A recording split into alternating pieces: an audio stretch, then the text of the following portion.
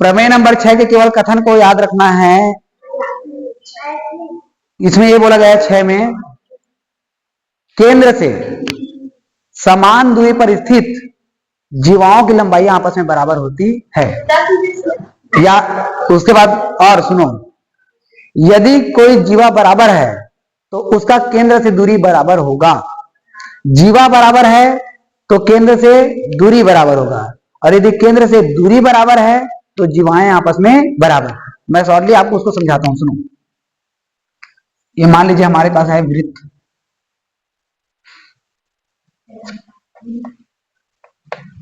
हाथ से इतना सुंदर वृत्त बनना देखे तुमने कभी? वाह शाबाश। बेइज्जती बात तो करे लाते, तारीफ कभी करेगा घर में, 1 नंबर कट। ये मान लो हमारे पास जीवा मिला है ए बी, ठीक है, और एक जीवा मिला हुआ है पी क्यू, और ये बोला गया है कि ये दोनों जीवाएं आपस में कैसा है? बराबर। जीवाएं कैसा है? बराबर। तो ये केंद्र मान लो ओ हमने मिला ना, तो यहां से हम ओ से यदि हम पी क्यू की दूरी देखें और ओ से ही हम ए बी की दूरी देखिए, एक बड़ा दे रहा है ना, मान लो इसको हमने ले लिया m और इसको हमने ले लिया n, तो ये जो ओ एम है और ये ओ एन है, ये दोनों आपस में कैसा रहेगा? बराबर। मतलब जीवा यदि बराबर है, जीवा यदि बराबर है तो उसका केंद्र से दूरी भी कैसा रहेगा? बराबर, जिसके अंतिम सिरा वृत्त के परिधि पर होता है। हाँ, दे मन हरे, ए मन हरे धनो बता तो जीवा हरे धनो हरे हैं, एक अंतिम सिरा वृत्त की परिधि में है, ए मन के है तो कैसे परिधि जीवा हो जी? आओ मत आ स्कूल, सॉरी कक्षा। ओ एन और ओ एम का रही बराबर, कब की स्थिति में रहेगा बराबर? जब जीवाएं आपस में बराबर रहेगा तब। दो चीजें हैं जस्ट उल्टा, यदि केंद्र से दूरी बराबर है, कोई जीवा दिया है और उन जीवाओं की दूरी केंद्र से कैसा है? बराबर, तो उनकी लंबाइयां बराबर होगा। दो चीजें मिल रहा है, समझ रहे हैं? इसका जस्ट उल्टा हुआ फिर, यदि जीवा बराबर है तो केंद्र से दूरी बराबर होगा, और यदि केंद्र से दूरी बराबर है तो जीवाएं आपस में कैसा होगा? बराबर। ये क्वेश्चन सॉल्व करने के टाइम हम यूज करते हैं, ठीक? तो ये प्रमेय सिद्ध करने के लिए नहीं आता है, लेकिन प्रमेय कथन के रूप में या किसी क्वेश्चन को बनाने के लिए हेल्प करते हैं। मतलब ये फार्मूला का काम करेगा, तो याद रखना है आपको। चलिए अब बताइए उदाहरण या प्रश्न का क्वेश्चन।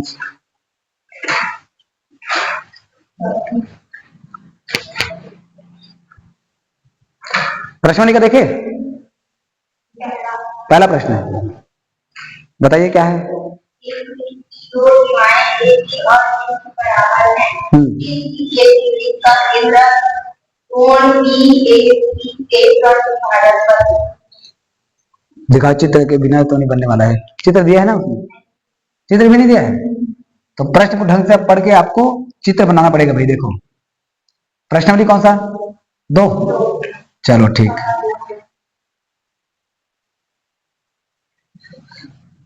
प्रश्न को पढ़ के अब आपको अच्छे से चित्र बनाना पड़ेगा। चित्र नहीं दिया मतलब आपका काम बढ़ जाता है, प्रश्न को ढंग से पढ़ना। प्रश्नावली 2 का क्वेश्चन नंबर फर्स्ट, दो जीवाएं क्या क्या है? ए बी और एसी, ए बी और एसी। ये है क्या? ए, ये हो गया बी, ये हो गया सी। ए बी और एसी दो जीवाएं हैं, दोनों जीवाएं कैसे आपस में? बराबर। तो हमको ये सिद्ध करना है कि ये जो केंद्र O है, केंद्र O जो है ना, इस कोण का समद्विभाजक पर स्थित है। मतलब इधर बनने वाला कोण और इधर बनने वाला कोण आपस में कैसा है? बराबर। ये हमको सिद्ध करना है। O जो है कोण BAC के समद्विभाजक पर स्थित है। तो पहले तो हम बताएंगे क्या दिया है। दिया है जीवा AB बराबर क्या है? AC। क्या सिद्ध करना है? सिद्ध करना है केंद्र O कोण BAC के समद्विभाजक पर स्थित है। समद्विभाजक पर स्थित है,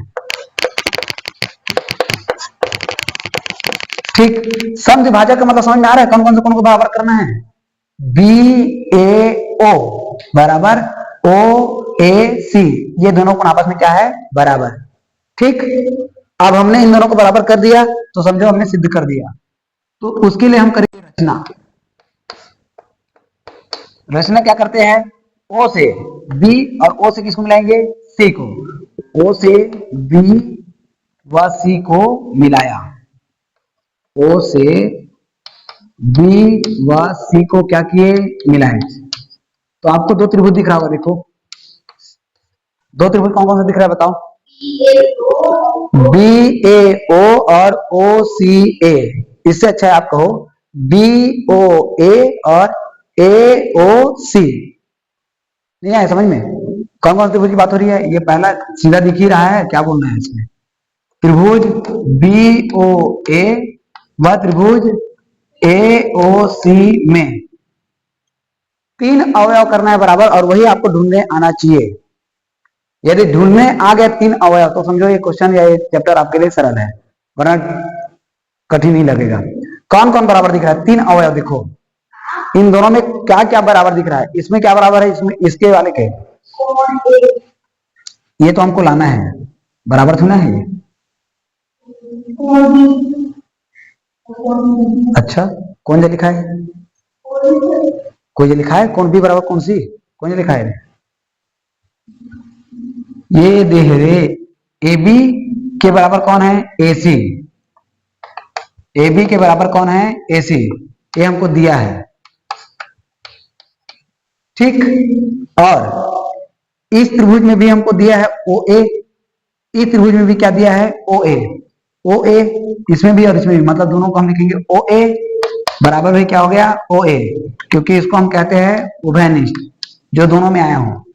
और ओ बी बराबर ओ सी, ओ बी के बराबर है ओ सी, क्योंकि ये दोनों वृत्त की क्या है, त्रिज्या है। ओबी और ओसी वृत्त की क्या है, त्रिज्या, ये दोनों बराबर है क्योंकि वृत्त की क्या है, त्रिज्या। कितना अवयव बराबर हो गया, 3, यही कि ढूंढने आना चाहिए, ये नहीं आया तो फिर नहीं बनेगा चैप्टर। तो इसलिए त्रिभुज बी ओ ए सर्वांशम हो गया त्रिभुज ए ओ सी का, नियम भुजा भुजा भुजा सर्वांग समता से। दोनों त्रिभुज जब सर्वांशम हुआ तो इसमें का ये वाला कोण और इसमें का ये वाला कोण भी आपस में बराबर होगा। इस वाले कोण का नाम क्या है, इसलिए ये दोनों जब बराबर हुआ तो कोण बी ए ओ बराबर हो जाएगा किसका, कोण ओ ए सी का। एक भी समझ में नहीं आ रहा तुम लोगों को, मेरे को समझ में आ गया, सकल बात देख रहा हो टुकुर टुकुर। कक्षा 9वीं में अध्याय 10 पढ़े हो कि नहीं, सर्वांशम वाला चैप्टर नहीं पढ़े हो, उसमें नियम लगता था कोण भुजा कोण, या कोण कोण भुजा, या भुजा कोण भुजा, ऐसा वाला 3 अवयव बराबर होता था। तो 3 अवयव बराबर होने से दोनों त्रिभुज क्या हो जाता था, सर्वांशम, या दोनों त्रिभुज की भुजा भुजा भुजा बराबर होने से क्या हो जाता था, सर्वांगसम। और सर्वांगसम जब हुआ तो दोनों त्रिभुज की संगत कोण और संगत भुजाएं आपस में हो जाता है बराबर। सर्वांशम हुआ मतलब एक आकृति दूसरी आकृति को पूरी पूरी तरीके से ढकेगा, मतलब उसकी संगत कोण और संगत भुजाएं क्या हो जाता है, बराबर। क्या बराबर बात समझना। तो ये दोनों त्रिभुज को हमने क्या सिद्ध किया, सर्वांशम। तो यदि हम इस आकृति को इसके ऊपर ढके, इसके ऊपर रखे, तो ये एक दूसरे को पूरी तरीके से क्या करेगा, ढकेगा, मतलब ये कोण और ये कोण आपस में क्या होगा, बराबर। तो ये कोण क्या है, नाम क्या है इसका, बी ए ओ, इस कोण का नाम क्या है, ओ ए सी। दोनों जब बराबर हुआ मतलब समझ जाओ ये रेखा इसको क्या कर रहा है, समविभाजित। तो यहां पर लिखना अतः ओ सी, या ये कह दो ओ ए, कौन सा रेखा, ओ ए, अतः ओ ए किसको समविभाजित कर रहा है, बी ए सी को, और नहीं लगाना है। अतः ओ ए कोण बी ए सी को, बी ए सी को क्या कर रहा है, समविभाजित कर रहा है। और यही हमको करना था सिर्फ, ऐसा है ये। ठीक, तो आपको ये क्वेश्चन तभी समझ में आएगा जब दोनों त्रिभुज से क्या क्या बराबर है ये पहचानने आए। और क्वेश्चन में दिया रहता है बस उसको ढूंढना होता है। जैसे कि इसी में दे दिया ओ बी बराबर ओ सी, अभी दोनों बराबर तो है, क्यों बराबर है आपको पता ही नहीं है। ये क्या है, ओबी से ओसी क्या है, वृत्त की त्रिज्या है, और वृत्त की त्रिज्या क्या होता है, आपस में बराबर होता है। ये ढूंढने आना चाहिए, तब आप इसको कर पाओगे, वरना पूरा क्वेश्चन कठिन हो जाएगा। ठीक, एक दो क्वेश्चन ट्राई करोगे तो बन जाएगा। चलो करो इसको। काके तेरे बताओ, प्रश्न क्या बोल रहा है, प्रश्न नंबर 2। चुप रहे, क्वेश्चन नंबर 2 बताओ। 10 सेंटीमीटर और 24 सेंटीमीटर के बीच के दूरी को है, जीवाणुओं के बीच की दूरी 15 सेंटीमीटर है। ठीक, देखो एक 10 सेंटीमीटर और 24 सेंटीमीटर के दो समांतर जीवाएं वृत्त के केंद्र के विपरीत ओर स्थित है। कहने का मतलब यह है, यदि एक जीवा इधर है, मान लो इसको मैंने नाम दिया ए बी, तो दूसरा जीवा इधर रहेगा पी क्यू। ये कितने सेंटीमीटर है, 10। ये कितना सेंटीमीटर है, 24। जो वृत्त के केंद्र के पास में होगा वो कैसा होगा, बड़ा रहेगा, है ना, और दूर में रहेगा वो छोटा रहेगा। तो ये दोनों के बीच की दूरी, एक केंद्र ध्यान दे रहना, कितना सेंटीमीटर है, हाँ तब है दिखा नहीं है 24, और ये कितना है 10, और दोनों के बीच की दूरी कितना है 17। ठीक, प्रश्न को ढंग से समझो, ये आया था, टाइम पास में मत लेना। अब सुनो क्या दिया है उसके अंतर्गत, पहले चीज हम बताते हैं। जीवा, मान लो इसको मैं नाम दे दिया एम एन। ठीक, जीवा ए बी बराबर कितना दिया बताओ, ए बी बराबर कितना दिया है 10, तो ए एन बराबर कितना निकलेगा, ठीक 10 का आधा कितना 5। पी क्यू बराबर कितना दिया बताओ, तो पी एम बराबर कितना निकलेगा बताओ, है 24/2 बराबर 12 सेंटीमीटर। एम एन बराबर 17 सेंटीमीटर। तो इसमें का छोटे भाग को मान लेना, कोई भी एक छोटे भाग को माना, ओ एम बराबर x सेंटीमीटर रे, कहां से आता है रे, इसको हमने क्या माना x, ये छोटे वाले भाग को क्या मान लिए x। तो मुझे बताओ ओ एन बराबर क्या निकलेगा, बताओ टोटल कितना है 17। ये छोटे वाले भाग को मैंने कहा भी मान लो ये, वेरी गुड, 17 माइनस एक्स। ठीक, अब ओ से पी और ए को मिला देना, देखो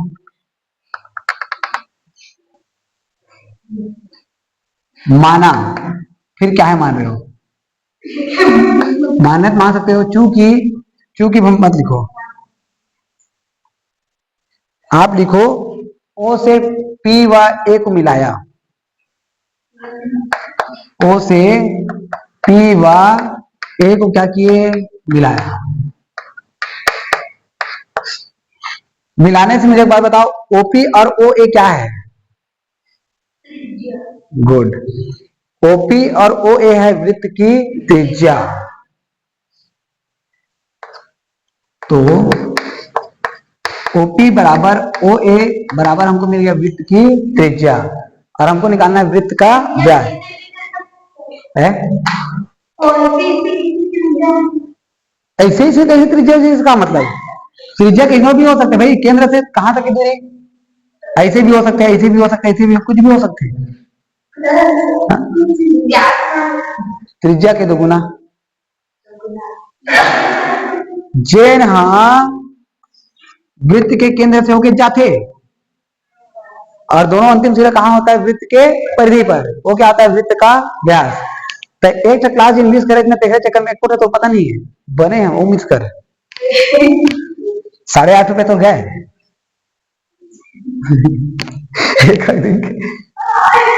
एक एक दिन के हिसाब रखने वाली चंचल। चल देख, अब पहले यहां इंटर करो या तो यहां इंटर करो, पहले कहां इंटर करते हैं, यहां पे ओ एम पी पे, त्रिभुज ओ एम पी में कोई दिक्कत नहीं है, त्रिभुज है ना 90 अंक लगभग बस। ये त्रिभुज कौन सा त्रिभुज है? समकोण। और समकोण त्रिभुज में क्या लगाते हैं हम? पाइथागोरस प्रमेय। चलो इसमें पाइथागोरस प्रमेय लगाओ। इस त्रिभुज में कर्ण का वर्ग बराबर होता है लंब का वर्ग वाले ओपी का वर्ग बराबर ओ एम का वर्ग प्लस पी एम का वर्ग। दे है लंब दे आगे पीछे रहेगा चलेगा, कोई दिक्कत नहीं। प्लस में ओपी का मान क्या मिला? देखो यहां से आर का वर्ग, ओ एम का मान हमें क्या माना है? एक्स। पीएम का मान हमको पता है क्या? कैसे नहीं पता है? कितना है? 12। तो 12 का वर्ग समीकरण नंबर ए। अब इस त्रिभुज में इंटर करो ओ एन ए में। चलो ओ एन ए में लगाओ पाइथागोरस में।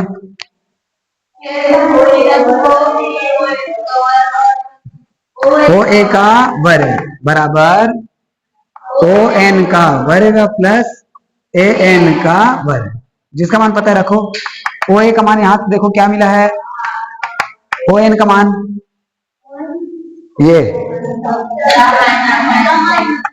17 माइनस एक्स पूरे का वर्ग, ए एन का मान गुड तो 5 का वर्ग। अब यहाँ पर आर का वर्ग कुछ दिया क्या? देखो कहीं मिला है क्या? गुड, यहाँ से रख देते हैं एक्स का वर्ग प्लस 12 का वर्ग, ए माइनस बी पूरे का वर्ग, ए का वर्ग माइनस 2 गुना 17 गुना एक्स धन एक्स का वर्ग। कबू से क्या मतलब तो रे? ए माइनस बी पूरे का वर्ग सूत्र क्या होते? ए का वर्ग माइनस बी का वर्ग होते। ए का वर्ग माइनस 2ab प्लस बी का वर्ग, ए प्लस बी माइनस ए प्लस बी और ए माइनस बी। 3 सूत्र इंपॉर्टेंट है, आप तक याद नहीं कर पाए तुम मना सर। हाँ बोल। ए प्लस बी ए माइनस बी होते, जब ए के वर्ग माइनस बी के वर्ग होते ना तो ये अलग अलग मिले रहते। जैसे एक्स के वर्ग माइनस 17 के वर्ग बस मिले रहती जैसे ना, तो हो जाता है लिखते एक्स प्लस 17 एक्स माइनस 17 और पूरा का वर्ग है था अलग हो गया वही है। ऐसे में दोनों में फर्क है रे चंचल। चल देख चंचल, अच्छा सूत्र इसी वर्ग कुछ नहीं करना है। एक्स का वर्ग धन 12 का वर्ग कितना होता है? 17 का वर्ग पता है? मूल्य नहीं पता है तुम लगे। 17 दूनी 34 एक्स धन एक्स का वर्ग 5 के वर्ग 25 सब ले पा ले इधर पा ले जाओ और एक्स वाला मतलब सब ले पा। ठीक, चलो एक्स का वर्ग माइनस का प्लस 34 एक्स माइनस एक्स का वर्ग बराबर, इन दोनों को जोड़िए 9 और 5 14 का 4, 8 2 10 और 1 11, 2 और 1 3 माइनस में 144। अब वो कहा इसकी मत पूछ दे। हाँ पक्षांतरण, ठीक जान दिखा वाह। ये प्लस माइनस होने के कारण करे है। तो 34 एक्स बराबर घटाओ 0 7 2, तो x बराबर 270 के बटे में कितना आ जाएगा? 34।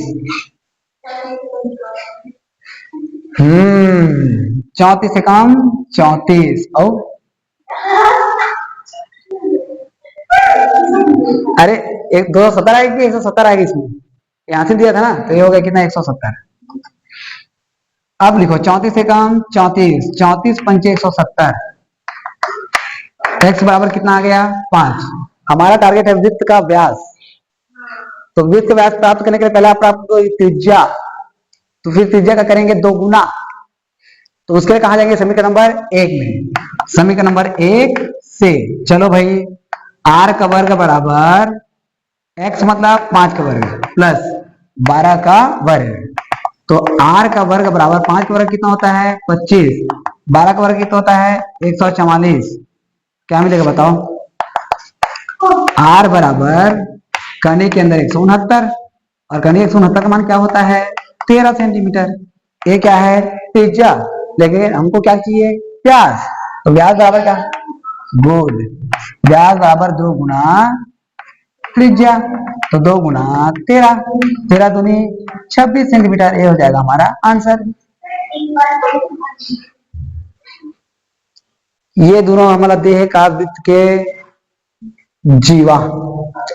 ए बी का मान कत्ता ले लें 10, तो ए एन का मान होकर आधा कत्ता हो गए 5, भाई ने पी क्यू का मान कत्ता ले लें 24, 14 का 24 के आधा कत्ते निकल गए 12। फिर हम ये छोटे वाले भाग ला मान लें, ओ एम का मान ला का मान है x, तो पूरक मान जब दे हमारा 17, तो छोटे भाग के मान प्राप्त हो गए x, तो ये छोटे वाले भाग के मान प्राप्त करे पर क्या करबो 17 में घटा देबो x, ठीक है। अब ये तो मिलता करबो, ये मान लगा अपन पाइथागोरस में ओ पी के वर्ग बराबर ओ एम के वर्ग प्लस पी एम के वर्ग, ये दे मान रखा दिया। आगू पीछे हो जाती ना चंचल, आगू पीछे हो जाती है पी एम के वर्ग प्लस ओ एम के वर्ग कर देते हैं, तब कोई दिक्कत नहीं है रही है, कोई दिक्कत नहीं है, कोई दिक्कत नहीं है। प्लस वाला है ना, तो लंब प्लस आधार इसे कर, मतलब लंब के वर्ग प्लस आधार के वर्ग कर, चाहे आधार के वर्ग प्लस लंब के वर्ग कर, कोई दिक्कत नहीं है।